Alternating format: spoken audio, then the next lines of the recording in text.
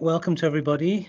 Friends and colleagues, let me first introduce myself. My name is Peter Dawkins, and I'm the president of the UNSRC Enlightenment Society. UNSRC stands for the United Nations Staff Recreation Council. And I would really like to express my sincere and warmest welcome to all of you for joining us for this lunchtime presentation. For those of you who are not familiar with the UNSRC Enlightenment Society, we're a staff recreational society of the United Nations. We've been around for a long time. We were founding in 1947. And we really seek to provide a platform for the exchange of ideas and different philosophies which are aligned to the broader goals of the United Nations, such as respect for human rights, dignity for all, sustainable development, and a healthy planet and a peaceful world. So earlier this week at the United Nations, we commemorated the World Health Day. And of course, I need not say that this year it has been all the more poignant, given that our entire world has been coping with this COVID-19 pandemic. So in connection with the World Health Day, we're extremely fortunate to have with us Swami Sarvapriyananda, who will deliver a talk to us entitled Spiritual Oneness as Health. So Swami Sarvapriyananda is the minister and the spiritual leader of the Vedanta Society of New York. He is a Nagral Fellow for 2019-2020 at the Harvard University Divinity School, and he assumed his duties as the New York Vedanta Society head on January the 6th, 2017. Prior to this, he was based on the West Coast in the Vedanta Society of Southern California for 13 months, beginning on December the 3rd, 2015. So with that, I'll hand it over to Swamiji Sarvapriyananda. Swamiji, the floor is yours. Thank you, Peter, for that very kind and generous introduction. Let me start with a chant, and then we'll get down to it. Om Asato Ma Sadgamaya Tamaso Ma Jyotirgamaya Mrityurma Amritam Gamaya. Om Shanti Shanti Shanti. Om, lead us from the unreal to the real. Lead us from darkness unto light. Lead us from death to immortality. Om, peace, peace, peace. Thank you for having me in this wonderful gathering. I was just thinking about the subject. As Peter said, it's all the more poignant this year when you're talking about world health. And I was thinking about world health and the subject of spiritual oneness. And it struck me, yes, of course, one of the greatest masters of Vedanta, Adi Shankaracharya, 1400 years ago, is writing his Sanskrit commentary on the Upanishads. And he writes this. Let me read that out. It struck me, and then I thought I should read that out at the beginning. So this is Shankaracharya writing in India 1400 years ago about oneness and health. I'll read the Sanskrit just for the sound of it. King punas tat prayojanam ityuchyate. What's the purpose of spiritual life? Well, we're going to talk about that. Rogartasya eva roga nivritto swasthata tatha dukkhatmakasya atmano dvaita prapancho upashame swasthata. Just as a person who is ill, the natural state being health, a person who is ill, when the illness is cured, one is just restored to one's natural state. Health is natural, illness is not. Exactly in the same way, all our suffering is because of this duality that we see others, that we other, in more modern terms, in the original Sanskrit, it means duality. Seeing duality, seeing difference, this is the cause of sorrow and suffering. And so if that is the illness, then the solution is oneness. If othering is the illness, if pushing other people away, making the difference a cause of othering people, if that is the illness, then the solution is oneness. He says, Advaita Bhava Prayojanam. What we need is this realization of oneness. And then he goes on to say, Dvaita Prapanchasya Avidya Kritatvat. This sense of seeing others, seeing a difference, is caused by ignorance, by spiritual ignorance. Vidyaya tad upashamasyad. It is by knowledge alone that we will overcome this ignorance. So the pursuit is of spiritual knowledge, which shows us the underlying oneness of the universe. So this is what is the theme. I think it sets the theme very well. What am I speaking about? I'm speaking about a very ancient philosophy, Vedanta, which is basically the foundational philosophy of the various brands or flavors, branches of Hinduism. And this Vedanta is, the root texts of Vedanta are the Upanishads.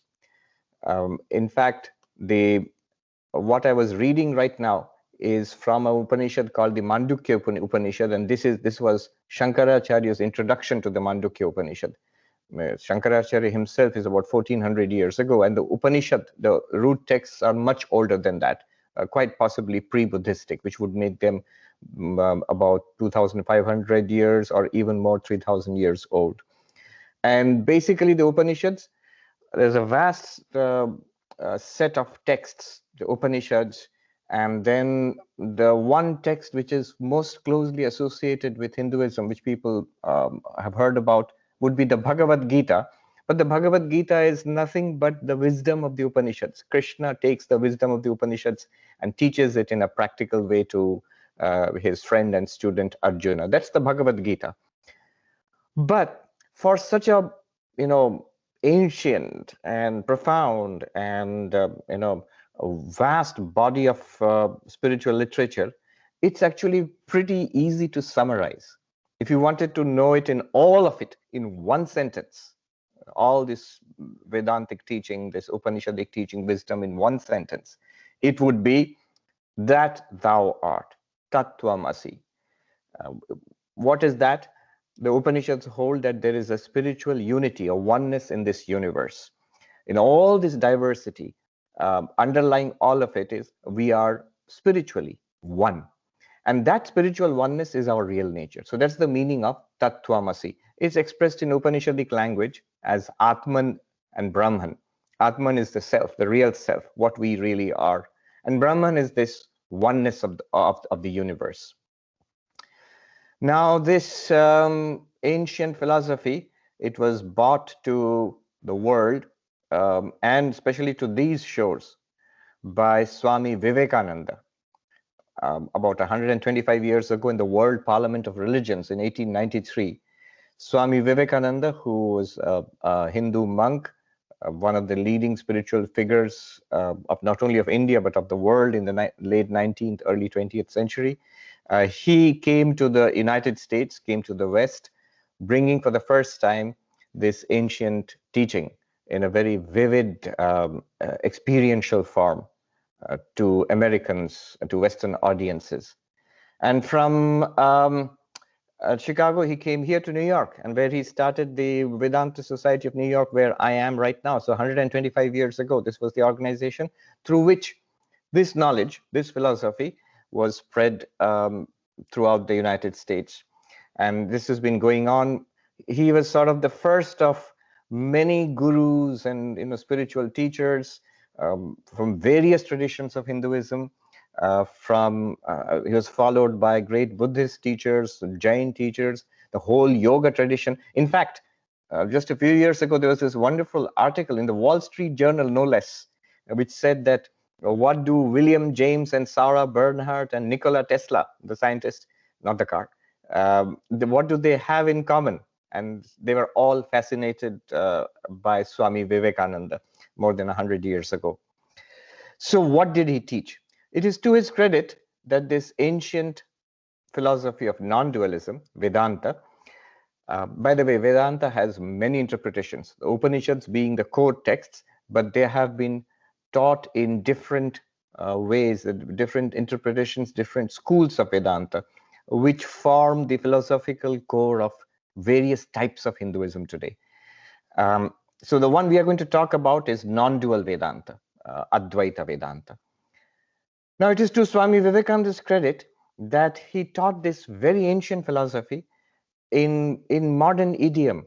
He spoke more than 100 years ago, but what he said is absolutely fresh even today. The way he taught it was that there are two aspects. It's a non-dual, not two philosophy, but there are two aspects of it. One is the divinity within us. In fact, he defined religion as the manifestation of the divinity already within us. So this divinity within us, that's one. And the second thing he taught was the oneness of all existence. In fact, he put it so powerfully. He said, my mission in life can be put in a few words. It is to teach unto humanity their inner divinity and how to make it manifest in every movement of life. So, what does it all mean? It sounds wonderful that we are in some sense divine and the universe is in some sense one.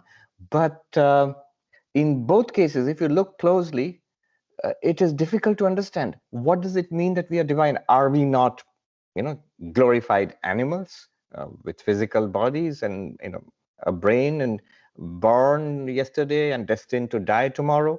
Especially with death looming all over, something like the coronavirus, something so tiny can kill us. How are we divine? In what sense are we divine? Whatever do you mean by divine, in fact? That would be one question. And then the oneness of the universe. Isn't it true that we are actually different?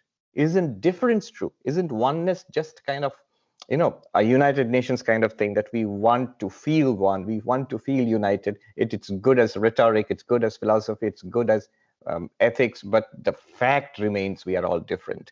There are enormous differences, race and gender and nationality and language, and not just within human beings and non-human beings, between animals and us, between living things and non-living things, between the vast quasars and galaxies and the tiniest of quarks and subatomic particles. So it's a universe of difference.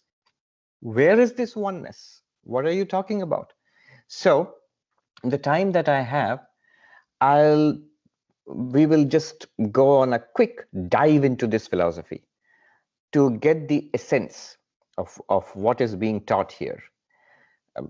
Is it a philosophy? Is it a religion to begin with? It's difficult to categorize. These modern categories don't, Advaita Vedanta does not fit comfortably in any one of these categories. You can call it a spiritual philosophy. That's the best fit I can think of. So we'll try to understand this. What is meant by divinity within ourselves? In what sense are we divine? And in what sense is it all one reality? The claim is we can actually understand this. The claim is that it is already an accomplished fact. And as I read from Shankaracharya 1400 years ago, that we do not see this oneness, that we do not see this underlying divinity. That is the cause of sorrow. That is the cause of our spiritual sickness, if you will. And health, overcoming sorrow, overcoming the spiritual sickness would mean seeing the divinity within us and the oneness of all existence. All right, let's do this. What does it mean that you are the Atman, you are divine? What does it mean? When we look at ourselves, when we ask ourselves the question, who am I or what am I? It's not something that we generally ask. You see, we think we know. It's not, our attention is usually directed outwards at other people, at the physical universe. Our quest is in art and science and politics and society. That's all wonderful. But strangely enough, we ignore our own existence. What exactly are we? And the sages in ancient India, those who composed or who expressed these Upanishads, they did that. They looked inwards to investigate our human experience. What am I? Our first immediate answer to that would be, well, that's very simple. Here, I am this. The body? Well, yes, the body and maybe something more, the mind. I mean, the most sort of common sense answer we would come up with, if you think about it just for a moment, we would think of ourselves as persons, a mind in a body, an embodied person. That's what we normally think of, a grown-up adult people, sensitive thinking people. We think of ourselves as this person. Now Vedanta investigates this. We are asked to investigate our own experience. Notice that it's all something that is presented to you. We're not asking you to believe in something, that this is revealed and you must believe in this.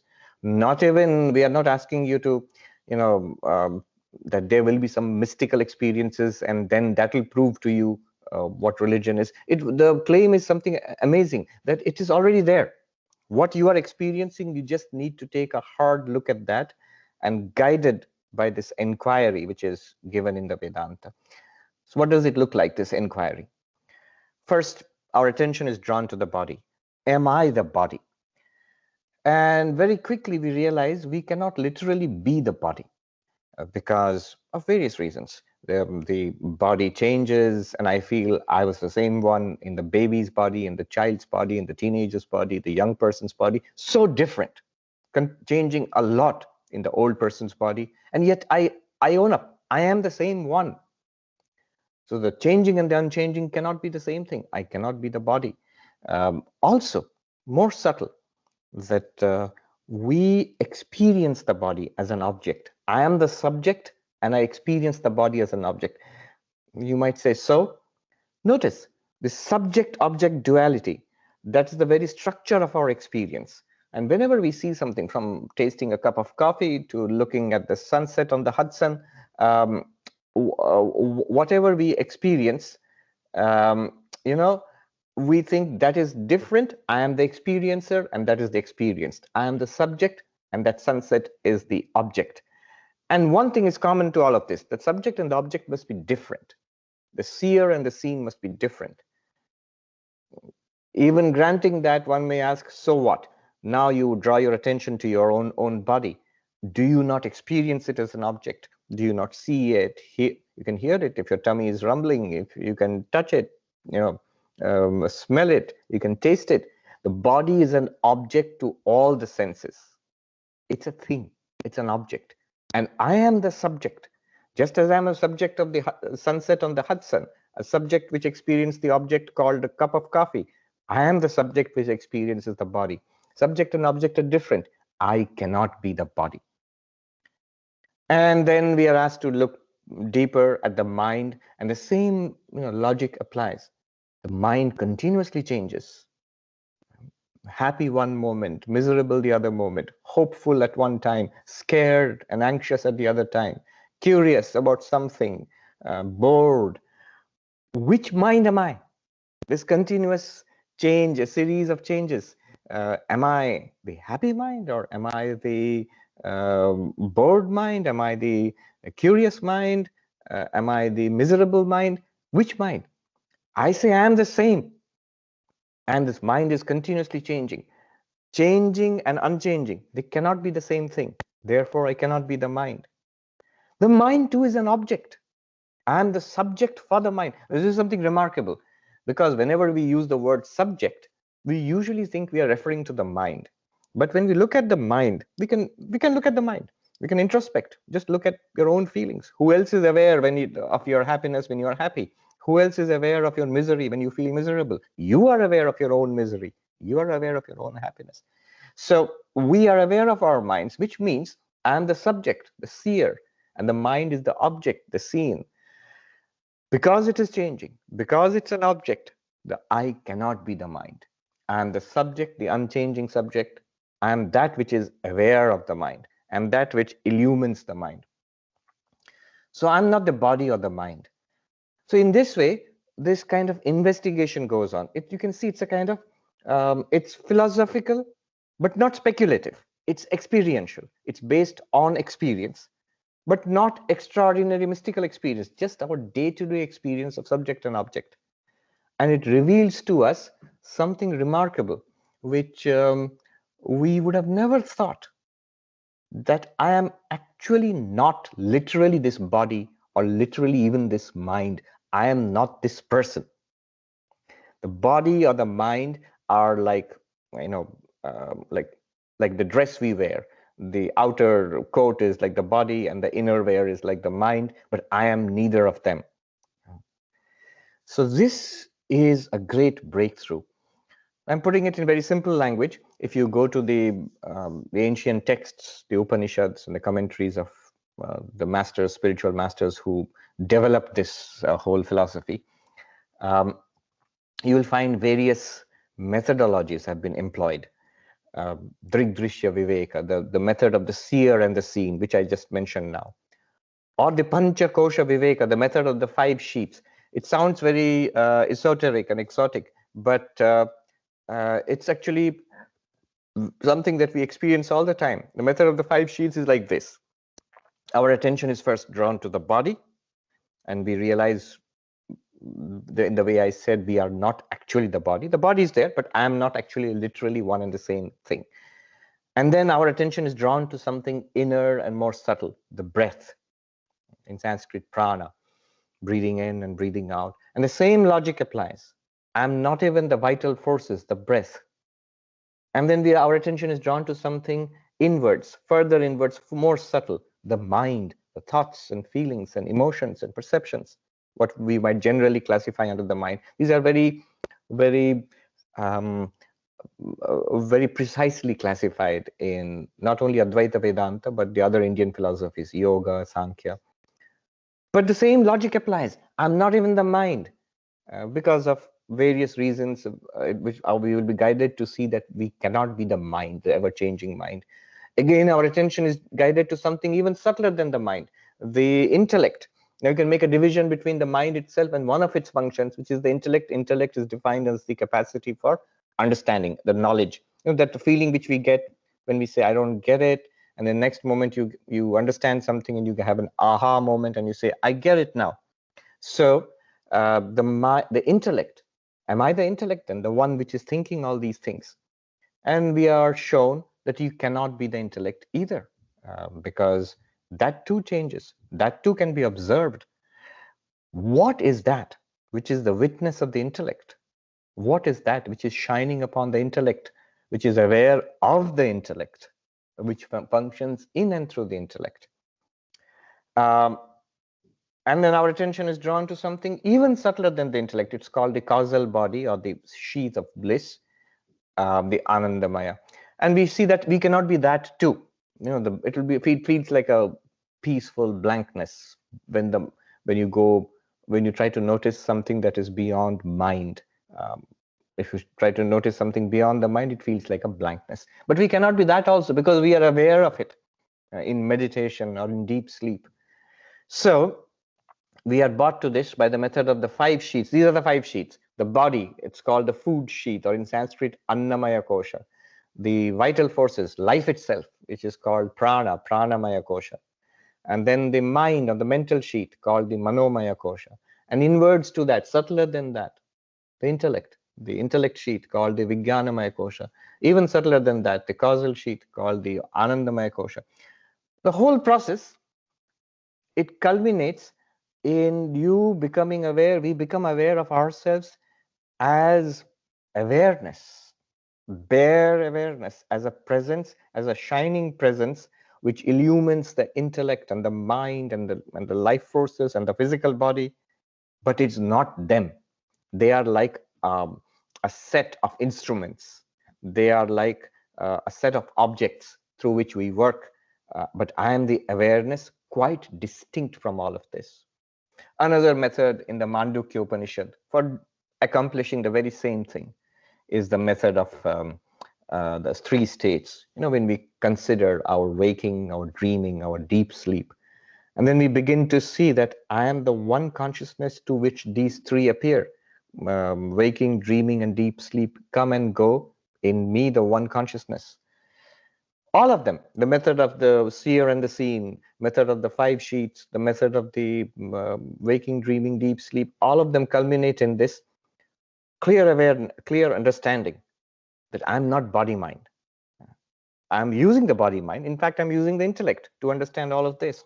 I'm not the body mind. I'm not even the intellect which I'm using, but I'm this constant light, let's put it this way, consciousness. And immediately we notice a few things. This consciousness is free of trouble. This consciousness is free of sorrow. It is the body which is born. Consciousness is not born with the body. It is the body which ages, and the body which dies. Consciousness does not age with the body. Consciousness does not die with the body. You may say, hey, wait a minute, how are you making that jump? In fact, it is the materialist, it's the reductionist who makes the jump. You will have to show that consciousness is produced by the brain and the nervous system. Then only you can say that consciousness, when the body is born, consciousness is born. When the body dies, consciousness perishes. But till today, nobody has been able to show conclusively, with all our modern neuroscience, that the brain actually produces consciousness, first person subjective experience. So this is the so-called hard problem of consciousness. Right here in New York, you have David Chalmers in the New York University Department of Mind, Brain, and Consciousness. And he's the one who coined the term, the hard problem of consciousness, the irreducibility of consciousness to matter. Therefore, you see, notice that it is birth and death, old age and disease and coronavirus are at the level of the body,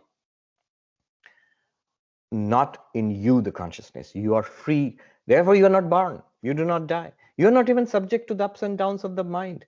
Depression. Where is depression? If you are aware that you are depressed, in that case, you are not depressed. You are aware of the depression in the mind. It is the mind where emotions arise and play around and they dissipate like clouds in the vast blue sky. The vast sky is like consciousness, and the emotions which come in the mind, good and bad, misery and elation, depression, happiness, they come and play. You are aware of them, you reveal them, but you don't depend upon them. You are free of the emotions, even when the emotions are there in the mind. So you begin to see that there is a place within us. In the midst of darkness, there is a point of light within us. In the greatest of storms, there is this undisturbed cloud, the cloudless sky above the storm. You get that experience when you're flying through weather and your plane takes off from JFK and it's shaking and there's gloomy and cloudy outside, maybe it's snowing, and suddenly you burst into, above the clouds as the plane climbs through it, above the turbulence, into a vast blue radiant space, the cloudless sky where the sun is shining. We have that. We are that actually. This is called the divinity within ourselves. This is what Swami Vivekananda called the divinity within ourselves. This is what Advaita Vedanta calls the Atman. Consciousness, which is not mind, not body. This is a big step forward, because in our modern understanding of consciousness, there's a huge amount of confusion.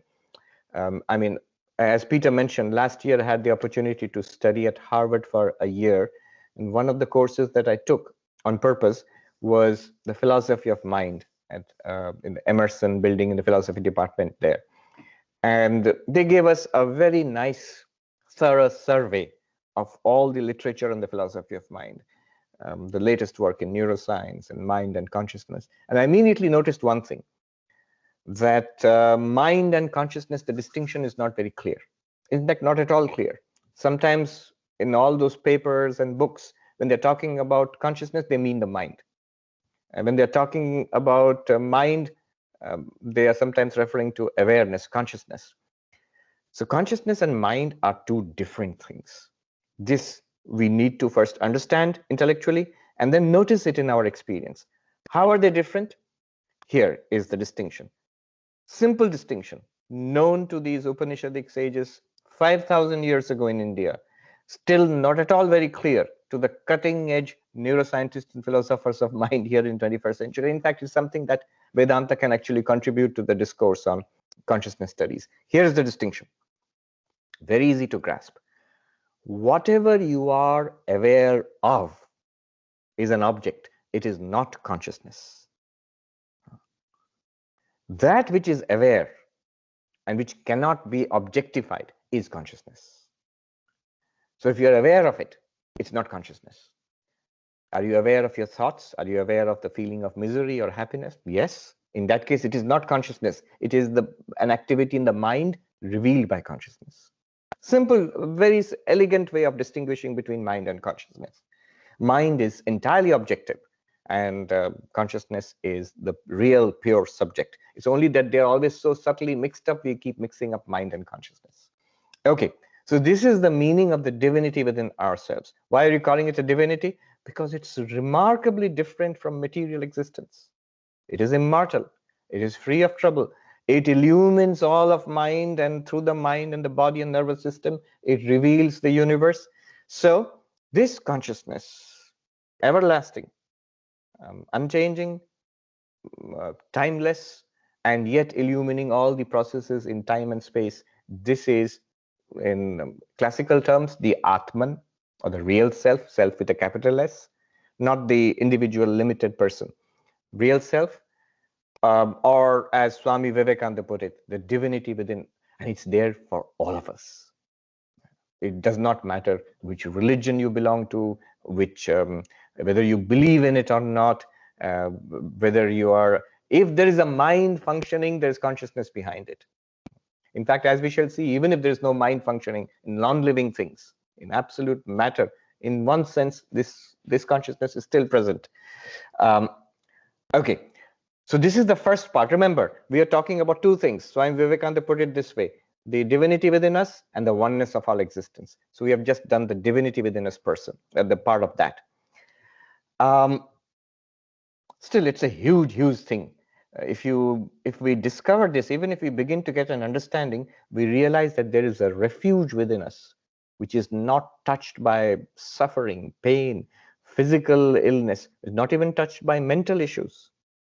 It's a remarkable discovery. It gives a tremendous peace to the mind. The mind which discovers it gets peace. Now, it still is not oneness, because earlier we distinguished between what was the other person, who is physically separate from me, who looks different, who is of a different gender or a race or a nationality, or the other living being like an animal or a plant. They're all others to me. Clearly, that was the difference. The difference started with the skin. What is inside the skin is me, I, and what's outside the skin is not me. Now what we have done is we have pushed the line of demarcation further inwards, more subtle. I, the awareness, I am awareness, and body, mind, everything has been pushed into the other. In fact, we seem to have increased the problem of the other. Earlier, others were others. Now even what I consider to be myself, the body, mind, that has become an other. But now we have got something very valuable. It's like this.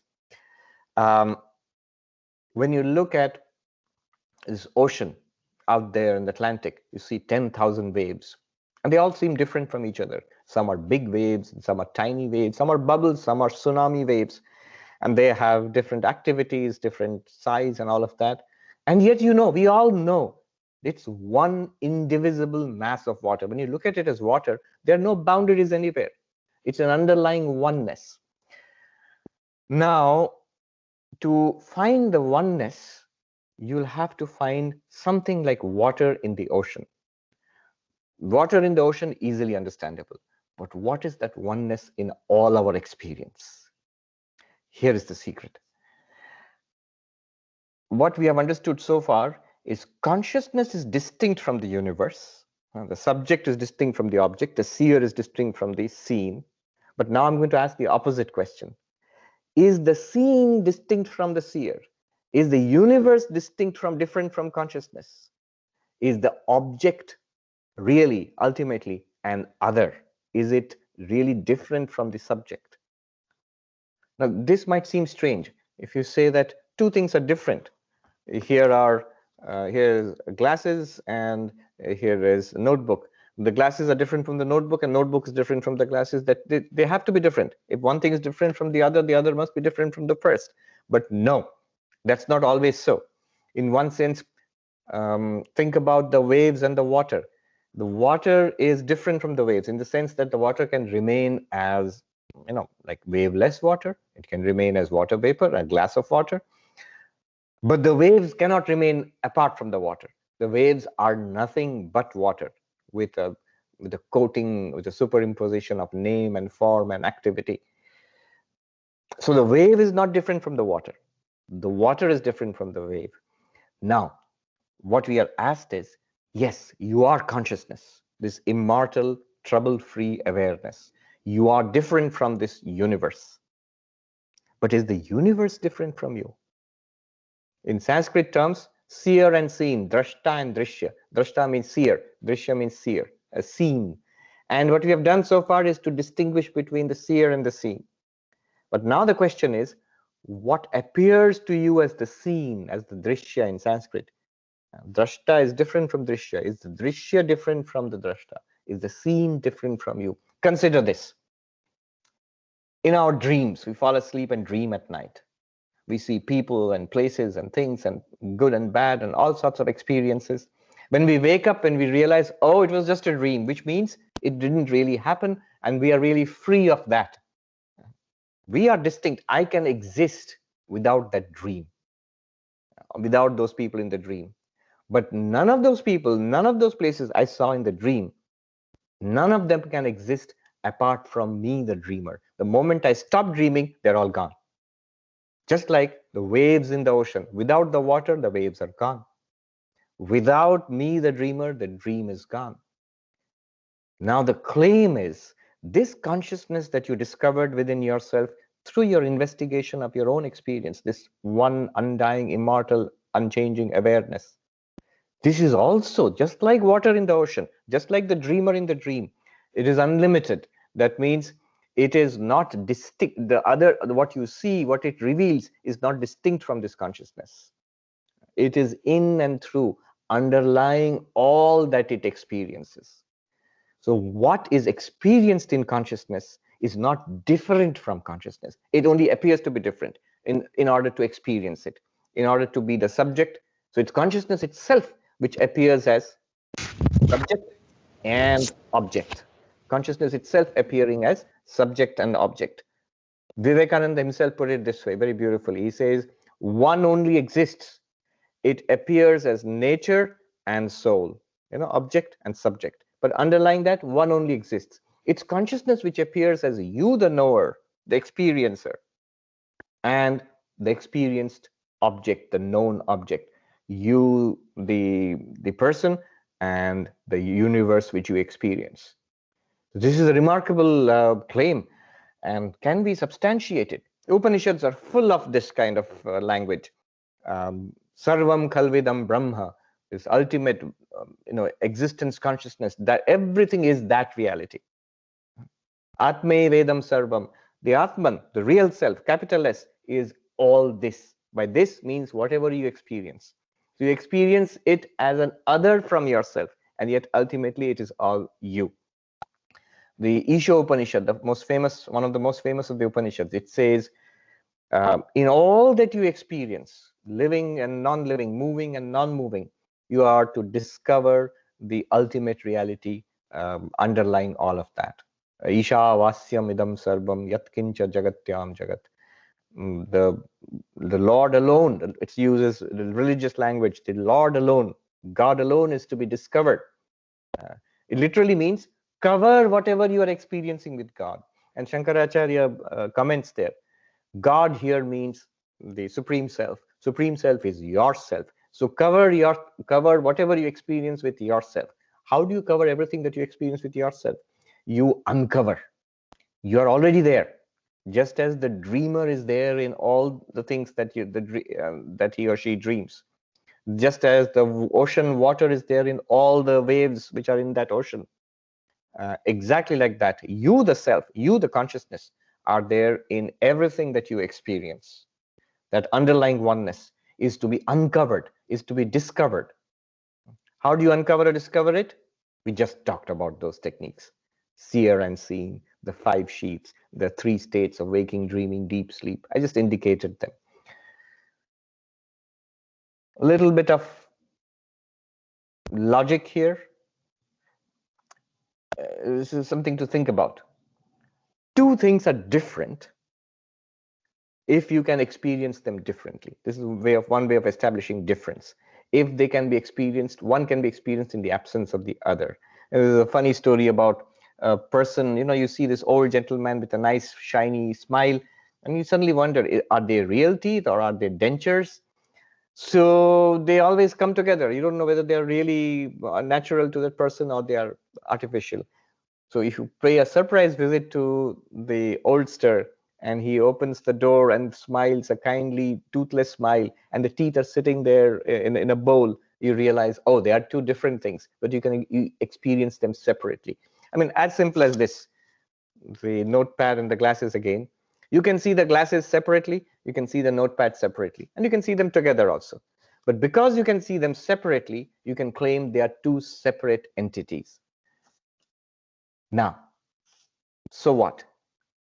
Here is the question. Can anything be experienced in the absence of consciousness?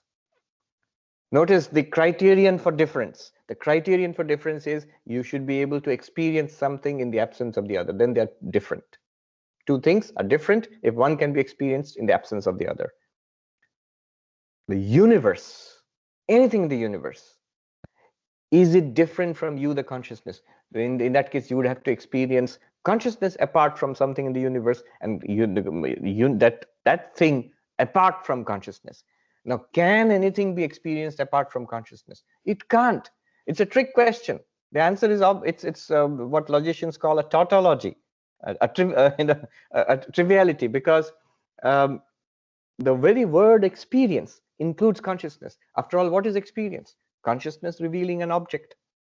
Now, no object can be experienced in the absence of consciousness. Therefore, the universe cannot be experienced in the absence of consciousness. Universe, therefore, is not different from consciousness.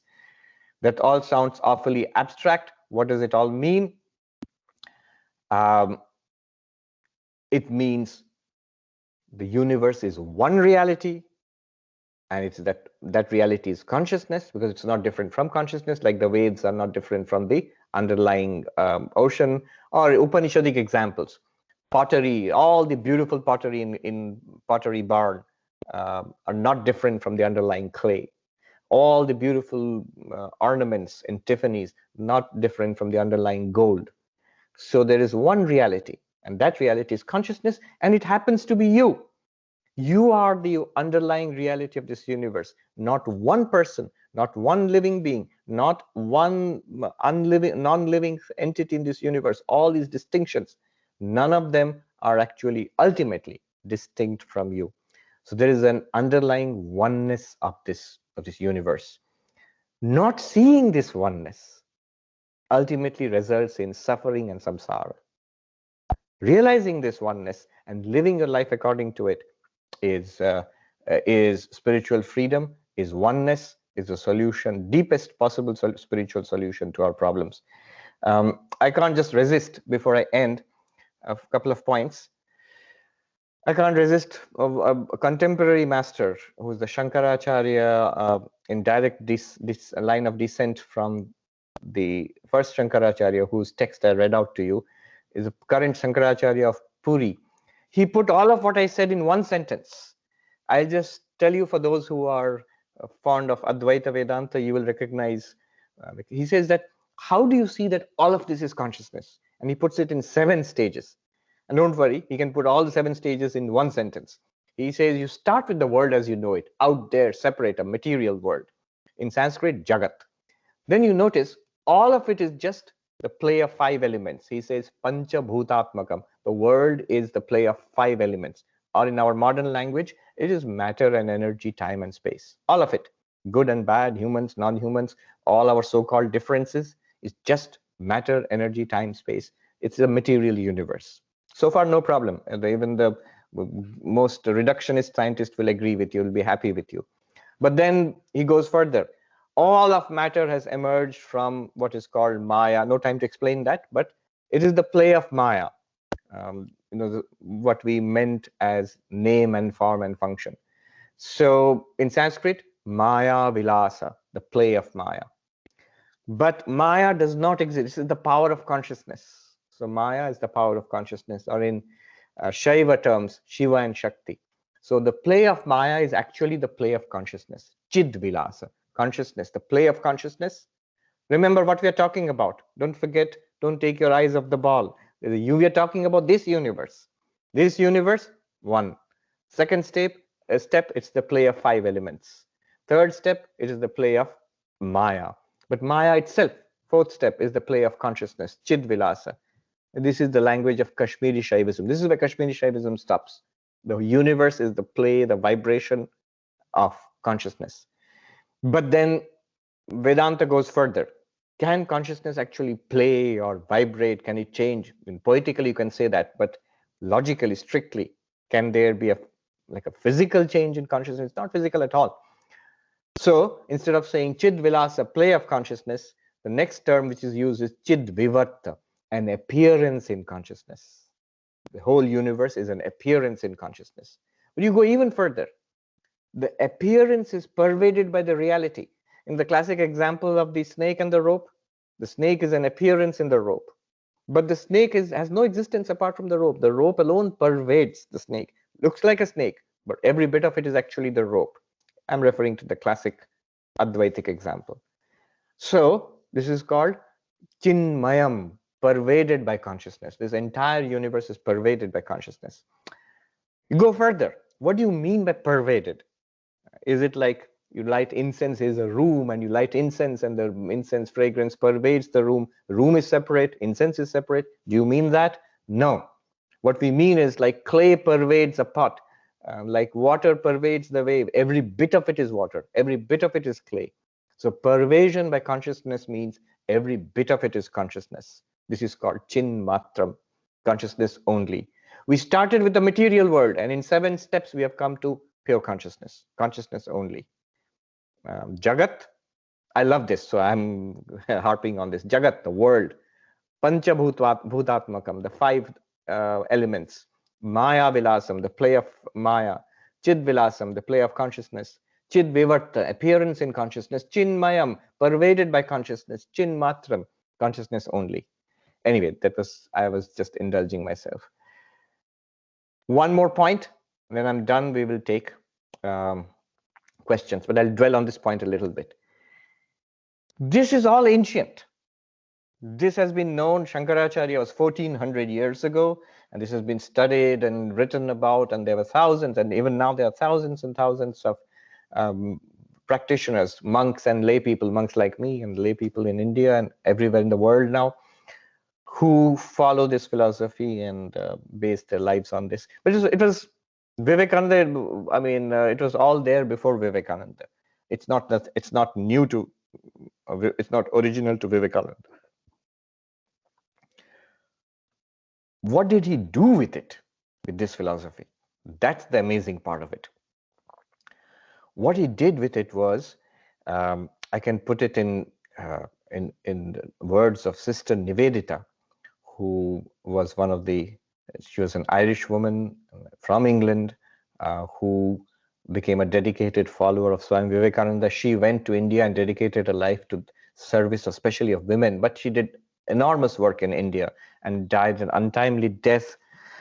She wrote the introduction to the complete works of Vivekananda. I'm going to read out a couple of sentences from that. What is the consequence? What did Swami Vivekananda do with this philosophy? And that's of real importance to us today. She writes, Nivedita writes about Vivekananda. It is this which adds its crowning significance to Swami Vivekananda's life. For here he becomes the meeting point, not only of East and West, but also past and future.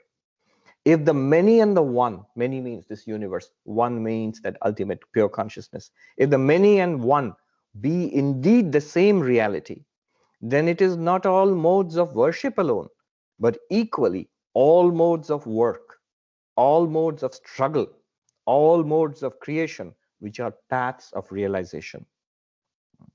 No distinction henceforth between sacred and secular. To labor is to pray. To conquer is to renounce. Life itself is religion. To have and hold is as stern a trust as to quit and to avoid. And this realization makes Vivekananda the great teacher, great preacher of karma, action, not divorced from, but as expressing knowledge and devotion.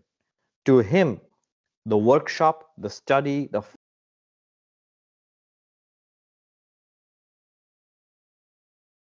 God with man as the cell of the monk or the door of the temple. So note, she says, not just devotional practices or spiritual practices or philosophy or meditation, but also all modes of work, our so-called secular work, all modes of struggle, your activism, your struggle for justice, all modes of creation, art, all kinds of art, all of these are spirituality, can be at least become paths of spirituality. It's remarkable, really. And this is what Swami Vivekananda did. And it's not just that he taught it here in America and back in India. He did practical stuff too with it also. He established our order. I will end where Peter started. Peter said this, the purpose of this forum is to discuss philosophies which are in consonance, in harmony with the goals and objectives of the United Nations. Very remarkable. It's remarkable that he should say that. I'm going to read out something to you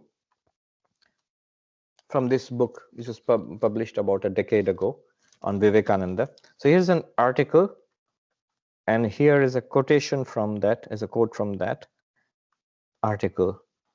I'm quoting Federico Mayer, who was the Director General of the UNESCO, the United Nations Educational, Scientific and Cultural Organization. He was the Director General for 12 years, from 1987 to 1999. So he mentions three remarkable similarities between the message of Vivekananda and the objectives of UNESCO. And this is the Director General of UNESCO. First, his, meaning Vivekananda's, his commitment towards universalism and tolerance. Second, his concern for the poor and the destitute. The mission that he established in India and which has now spread all over the world is working to reduce poverty and eliminate discrimination among different segments of society. Vivekananda said, the upliftment of women, the awakening of the masses must come first, and only then can any real good come about. Third, that means Vivekananda's preoccupation for human development with education, science, and culture as instruments for such development. I, that is the Director General, I am indeed struck by the similarity of the constitution of the Ramakrishna Mission, which Vivekananda established as early as 1897, with that of UNESCO, drawn up in 1945. Both place the human being at the center of their efforts aimed at development. Both place tolerance at the top of the agenda for building peace and democracy. Both recognize the variety of human cultures and societies as an essential aspect of the common heritage. So that's a very good note to end upon. Thank you so much for giving me a patient hearing. And I think, yes, I was able to finish in time. We have time for questions. Thank you so much. Yes, thank you indeed, Swamiji. That was a really, really sublime and uplifting talk, and particularly with the quotation at the end from the UNESCO General Director. I certainly think that togetherness is something that we are desperately in need of, and we need more of at the moment in the world, especially as we come out of this pandemic era. And the message of Vedanta is one which certainly brings that to us. So we have time now for some questions. I think the question is it not true that all religions envision that divine qualities are infinite love, infinite compassion, infinite mercy? And then it goes on with a rather long quotation.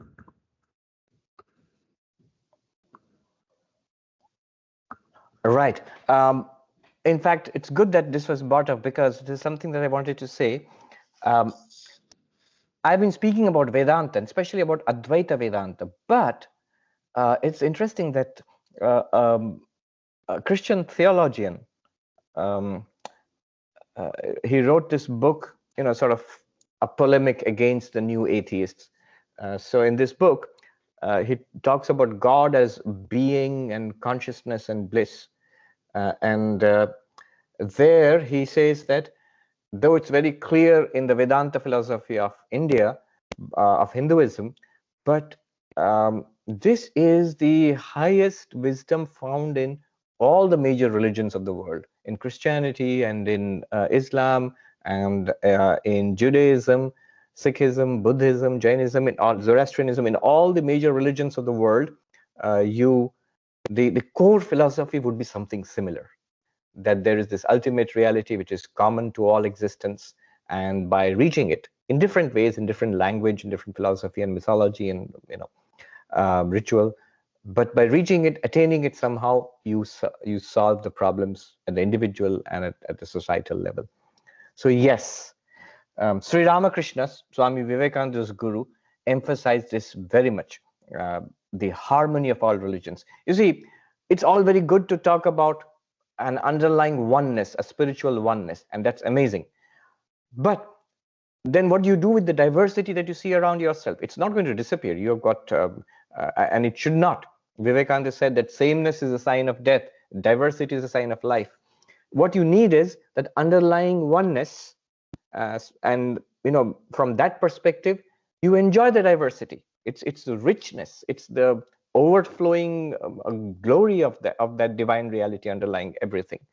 So harmony is the answer, not discord, not fighting, not even trying to reduce everybody to one ideology or one religion or one way of thinking. Let there be, in fact, let there be as many religions as there are human beings on the planet. Let there be as many ways of looking at things as there are human beings on the planet. And yet, underlying that, there is this one infinite. That's why we call it infinite. Infinite because it's capable of infinite expressions. It is true that all the major religions of the world can be regarded as paths to that realization. So we'll go to the first participant that raised their hands. It's Snehi. Yes, we can hear. Swamiji, pranam. Thank you so much for all your wonderful lectures. And my question is, when you were going through the 7 stages just now, how do you make the leap from the Panchabhuta Vilas to Maya Vilasa, logically? Right. So the person I was quoting, Swami Nishchalananda Puri, the Puri Shankaracharya, he is, of course, Nishchalananda Saraswati. Yeah. So he's, of course, putting it in one sentence. I mean, you need a lot of study and understanding to even decode what he is saying. So first, of course, there is the scriptural way of looking at it. I think I know what he's referring to. In the Taittiriya Upanishad, it is said from this one Atman, from this one reality, space, Akasha Sambhuta, Akashad Vayu, Vayu Ragni, and so on. Space emerged, and air, and fire, and water. And now, how did it emerge? And from an Advaitic perspective, it didn't really emerge. It's not that that ultimate reality became matter. It appears in this way, just as waves emerge in an ocean, or dream emerges in the mind, in the dreaming mind. So this appearance of that ultimate reality as objects, in between you have to posit this power called Maya. So this entire universe is the play of Maya. In the Drigdrishya Viveka, there's an analysis which shows that what we consider to be entities in this world, people and objects and activities, whatever is going on, are basically that reality with a network of names and forms, which makes it experienceable as this diverse universe. This network of names and forms is called Maya. So in that sense, this universe which you experience, it's good to call it a play of Maya. But immediately you have to see that Maya does not exist apart from the underlying reality. So you immediately make the transition from Maya to Chid Vilasa, the play of consciousness. So from a material reality to Maya, the transition would be scriptural from the Upanishadic perspective, and also logical. You can support it by logic. But you're right. It's not an easy transition. if it were an easy transition, then you wouldn't have materialists and skeptics and reductionists, and mainstream science would have made the transition. So yes, there's a lot of work to be done at that. I mean, it takes careful study and both scriptural and logical, and in your own experience also, to make that transition. Thank you so much. Could you tell us where you're calling from? Swamiji, I'm actually in your neighborhood in Union Square. Oh, okay. You're here in New York. Okay. In New York, and waiting for the pandemic to be over so I can meet you in person. Certainly. You're most welcome. Pushpita. Namaste, Swami. Yes, who is this? This is Pushpita. Pushpita, and, yes. Where are you yes, calling from? Right now, I'm speaking from Kingdom of Bahrain in the Middle East. So we really have an international audience. Yes, Indeed. Please go ahead and ask the question. Swamiji, I have got two questions. Firstly, you were referring to a book which was published 10 years ago, and you just, I think, picked it up. Would you mind letting us know the name of the book? Yes, this is called Vivekananda, The Turning Point. It has remarkable essays, wonderful essays. I quoted from one of the essays towards the end by a scholar called Stavig, Gopal Stavig. So it's a remarkable volume of the difference that Vivekananda has made, and also for what his teachings hold for the future, for India and for the world. So, and I quoted from the essay at the end, one of the last essays, by Vivekananda's groundbreaking ideas for India and the world, Western perspectives, Gopal Stavig. Yeah. Thank you, Swamiji. So I ask my next question. So how can we inculcate this philosophy of oneness, Tattvamasi, in the younger generation? Is it something that we should know? Isn't it something that we should know right from the young age? Yes. Being a mother of 8-year-old, I feel that this should be, and I'm eager to know how to introduce this philosophy in the mind of future global citizens from a younger age. Namaste, Swamiji. Thank you. It's a good question. And at first you might think it is too subtle, too difficult for young minds to grasp, but it is not really. And it's, in fact, it's a great thing to be brought up on, this idea that, we are all one reality. That we are all brothers and sisters, which the same reality manifesting as all of this means we are all one family. In the Maha Upanishad says Vasudhaiva Kutumbakam. So it's not just sentiment.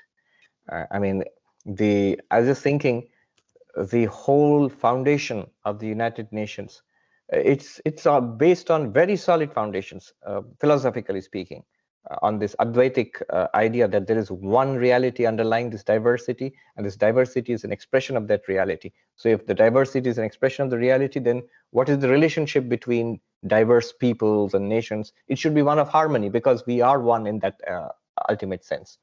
How do you do it for children? Through stories.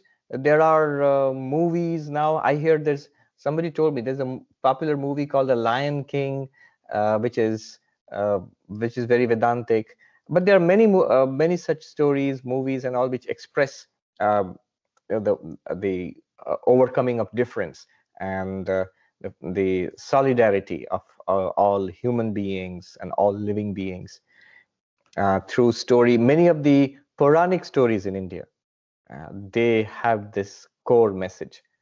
So yes, through stories, movies, storytelling, and as kids grow older, you'll be surprised at how intelligent children are. They can pick up even subtle philosophy, sometimes better than grown-ups. There's a story of the Queen Madalasa in our texts, who from the babyhood of her children, who would rock the cradle, and would chant Tvamasi Niranjana, you are the pure consciousness, you are this one reality, and the children grew up with that conviction, not an intellectual understanding, but a kind of deep, what Professor Gayatri Spivak here calls a pre-critical conviction. There's some kind of, what we are trying to do is a kind of critical conviction. That means we try to examine these concepts and see whether this is believable, is it understandable, is it experienceable. But children, they grow up with certain axioms which they have not examined critically. If you can put it in a pre-critical understanding that apart from all the stuff that we do in life, apart from all the stuff that we learn in life, we are one reality. That's a wonderful thing to grow up with, and it creates a wonderful personality. Yeah. Namaste, Swamiji. Namaste. Thank you so much. Okay, Swamiji, the next question in the chat is quite a practical question. Swamiji, good food is important for a healthy life, but what is the significance of food in spirituality? Is there a significance, or are these simply some mental constructs regarding which type of food is good or bad for spiritual life? Well, yes, food is important because you see, all religions have dietary restrictions and recommendations. There are a couple of reasons for this. One is our bodies are made of food. You remember I referred to the method of the 5 sheets, and the first sheet was the physical sheet. It was literally called the food sheet. And what's the food sheet? It's just a physical body. It's just what we are wearing right now, this physical body, and it's made of food. So it's good to be careful about what we eat. The second thing is, because food is so naturally important to us automatically, because so much of it is about food. Here in New York, somebody told me it's a foodie's place. If you go out there in Broadway, you see fashion and you see food. That's the economy there, and of course theater and everything. It's good to have control over that. It is what really engages us and keeps us rooted in materialism. So that's why there are these dietary recommendations. But what is good food? Every religion has certain recommendations, but the idea in Vedanta is certain food is helpful for the mind to make it lighter, more aware, more easily able to, let us say, channel or reflect consciousness. That's called sattvic mind. And the word sattvic means purity or luminosity. And there's some food which helps in that, some food which obstructs it. It's more a matter of your own personal physical and mental makeup. You have to decide for yourself. Also, it's not good to make too much of it. Swami Vivekananda was quite harsh to Indians. He said, your religion has gone into the cooking pot. So eat this, don't eat that, eat this with the right hand, don't touch this with the left hand, and so on. Those things are important, but they are not the be all and end all of religion. I mean, from where to where, from absolute consciousness, the reality of the universe, down to what's in the dal and what's in the rice. And so those are important details, but one must not lose perspective. Let me see, here's a nice question in the chat from Jennifer, and she's asking, Swamiji, how can we confirm that consciousness is different from the mind when we experience everything, including consciousness, through the mind? But do we experience consciousness through the mind, or do we experience the mind through consciousness? You say, you are experiencing the mind. Then what is that you? You are like light or like a witness of the mind. That you is consciousness. So it is consciousness which experiences everything. Even when you are experiencing through the mind, what does it mean experiencing through the mind? What does it mean, for example, experiencing through the eyes? The eyes can do only one thing: forms, colors, shapes. It can see. But seeing means consciousness illumining the input of the eyes. Hearing means consciousness revealing or illumining the input of the ears, the auditory sensation. Mind means thoughts, emotions, perceptions, especially thoughts and emotions, memories, and those are revealed by consciousness, and that is what is meant by seeing the mind or through the mind. So it's consciousness which reveals everything. I'm using the word consciousness. You can use it indifferently with, interchangeably with awareness, for example. The words in Sanskrit are chit or chaitanya or samvit, many words there. So yes, look at it this way. Consciousness is you yourself. Whatever is an object to you, anything that you experience, is not consciousness. It's consciousness which is experiencing. If you say, I am experiencing consciousness through the mind, then who is the I? Right? I am experiencing. You look at the question, which language which Jennifer has used. We experience everything, including consciousness, through the mind. Who's the we?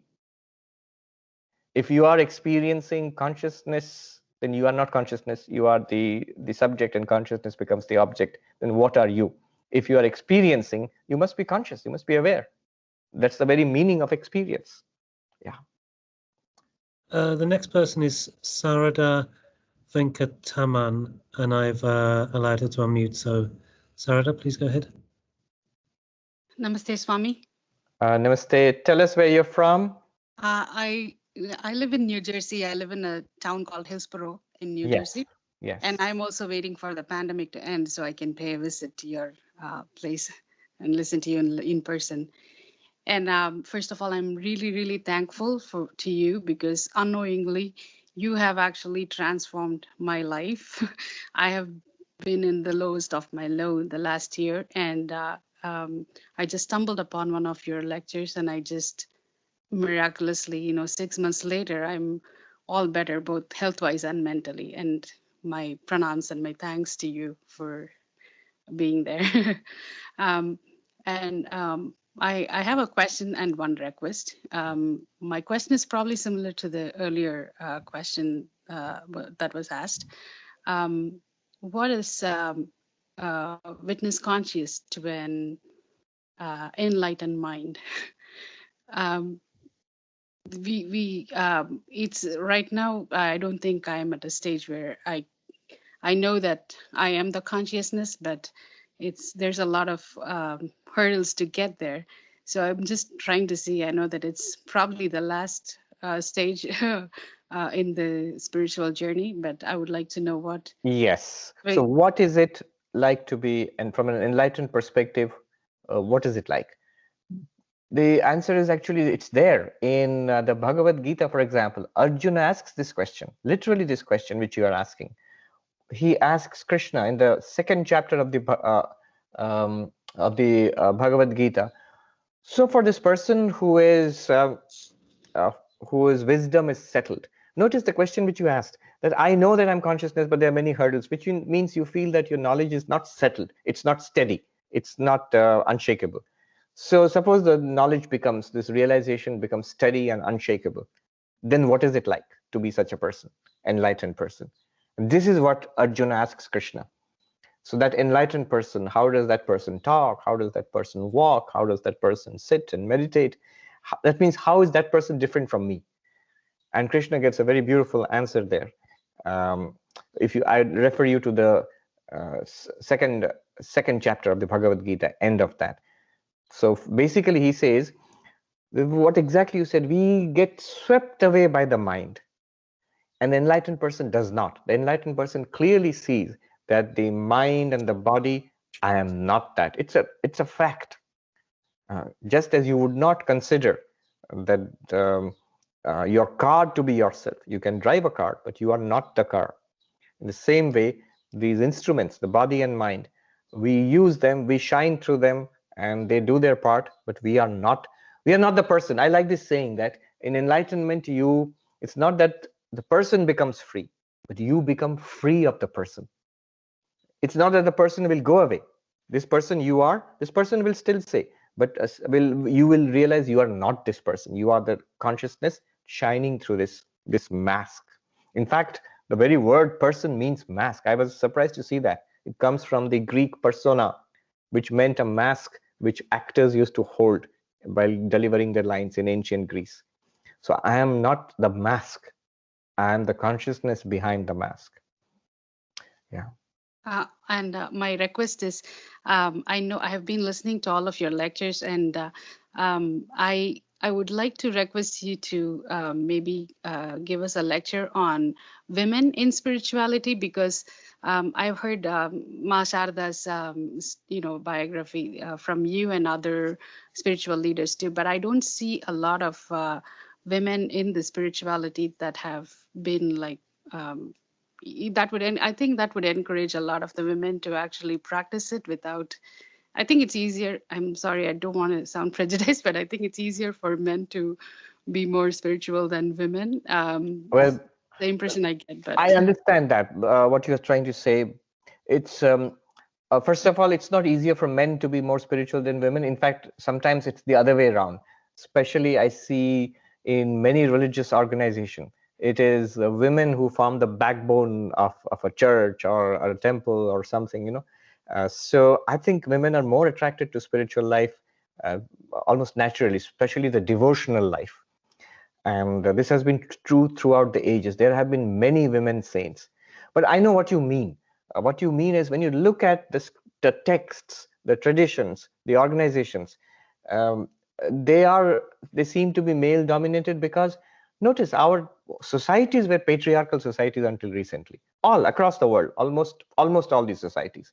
And now there is a huge change in the last 100 years or so.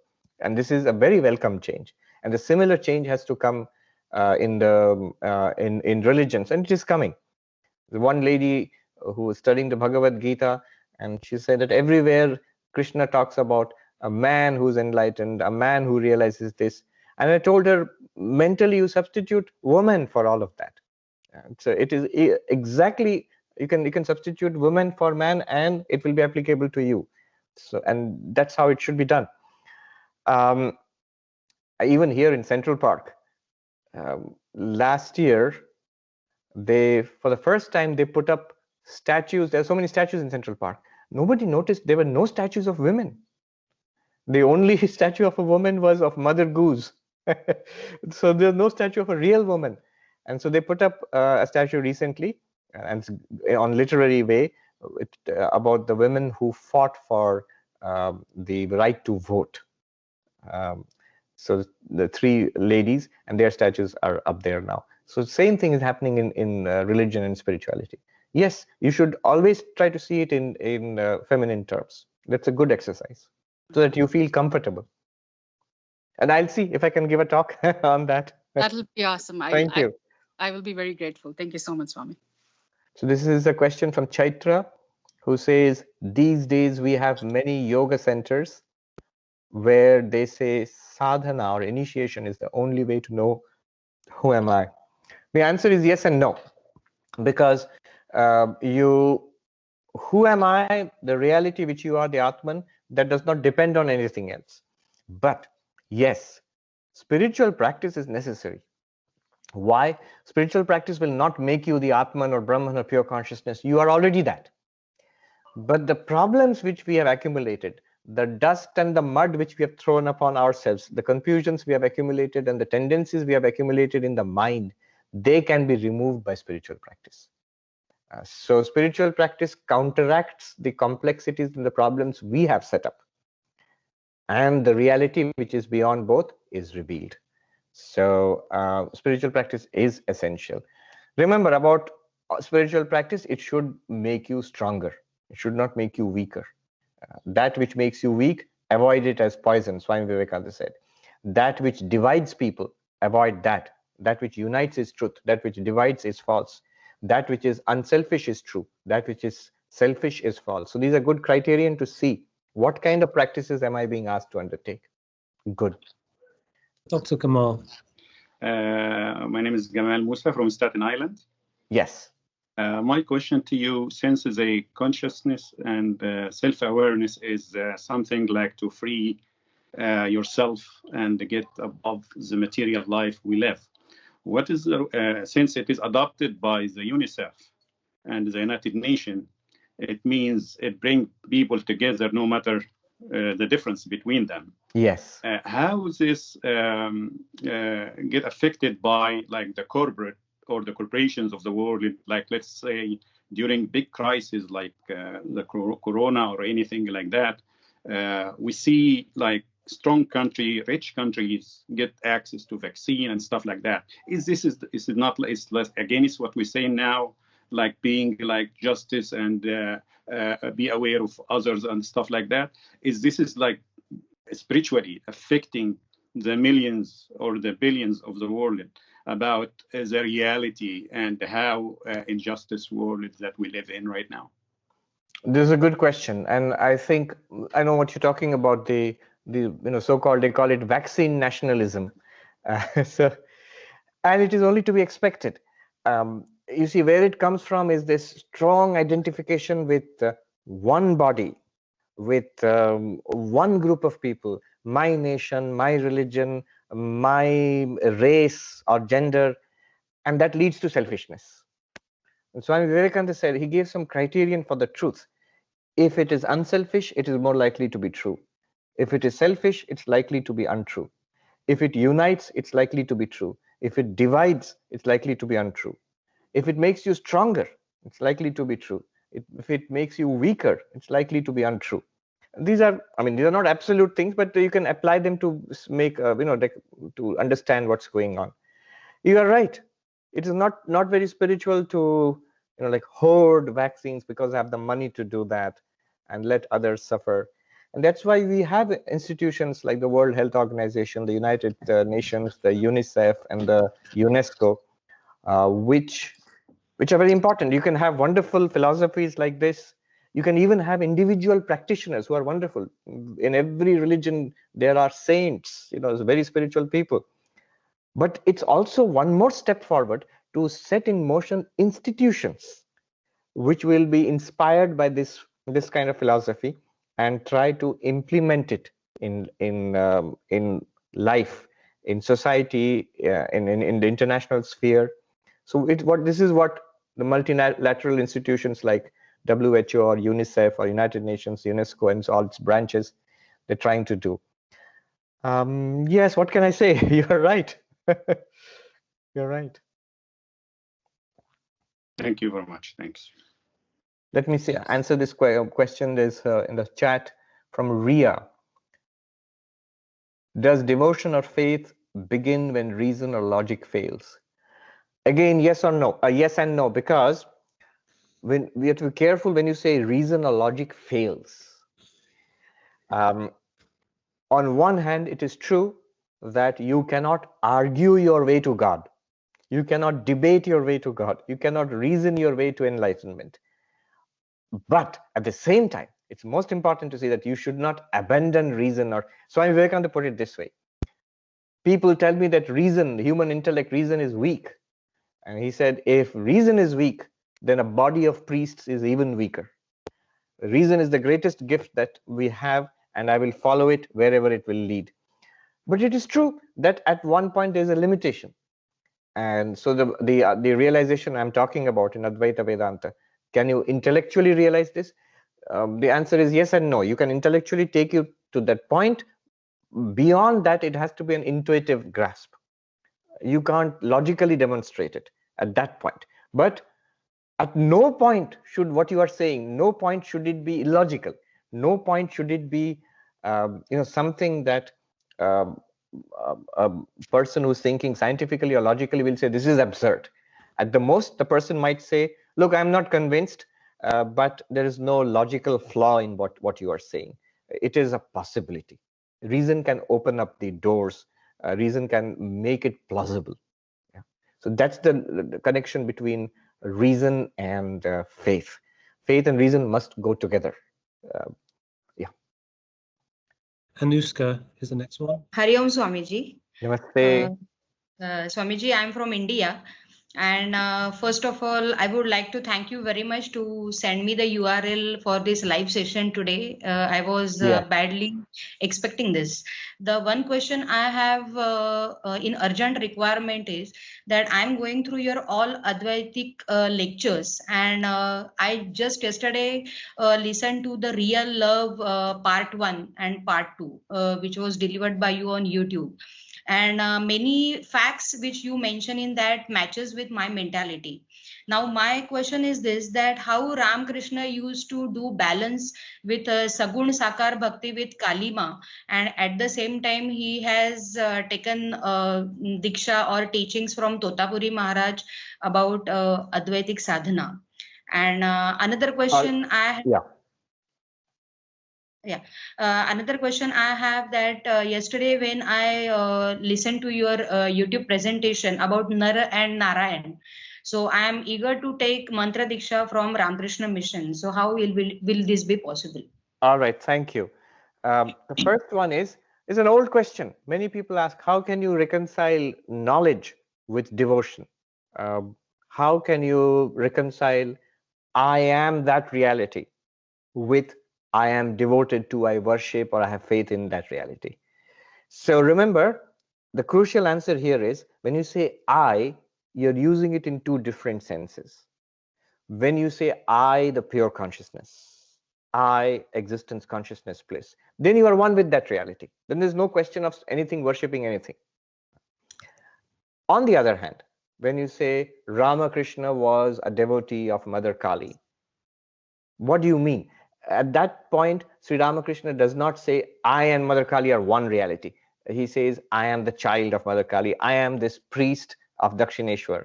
I am this simple devotee of the Divine Mother. So in identification with body and mind and this personality, you can be a devotee, the same consciousness. Or in identification with the one consciousness behind everything, you know that you are Brahman. Swami Bhuteshananda ji, the 12th president of the Ramakrishna order, he put it very beautifully. He said, you can have knowledge of Brahman and you can have devotion or the vision of God. You don't have devotion or vision to Brahman. Brahman, the absolute reality, the impersonal reality. You knowledge means you realize I am that. And that's the path. That's the path of knowledge. It is perfectly compatible with being Shankaracharya or Ramakrishna or even Totapuri towards the end. And as that person being devoted to God. Both work and both are talking about the same reality. And for where are you? You are in some part of India. Initiation, I don't know what is the possibility now because of the coronavirus pandemic, but please look up Belur Mutt. They give the website. They'll give you detailed instructions. You can take Mantra Diksha from the president or the vice presidents of the Ramakrishna order. Though I don't know what the situation is regarding initiation right now because of the pandemic. So Peter, thank you very much. We have had a wonderful session and so many participants. Okay, thank you very much, Swamiji. I think we will wrap it up here on time, and the recording will be shared and posted to a YouTube channel, I think. So hopefully people will find that useful, and we look forward to hosting you again, maybe at a later date, and in fact, another UN-related topic. As Peter has discussed with me earlier, he will share the recording from the UN with us, and we will upload it on the Vedanta Society of New York YouTube channel. Many of you watch it, so you'll be able to see this recording there. Yes. Okay. Thank you very much. Let me end this with a chant. And thank you everybody for attending, and enjoy the rest of your day. Yes. Om Shanti Shanti Shanti Harihi Om Tat Sat Shri Ramakrishna Arpanamastu. Om, peace, peace, peace, peace to all.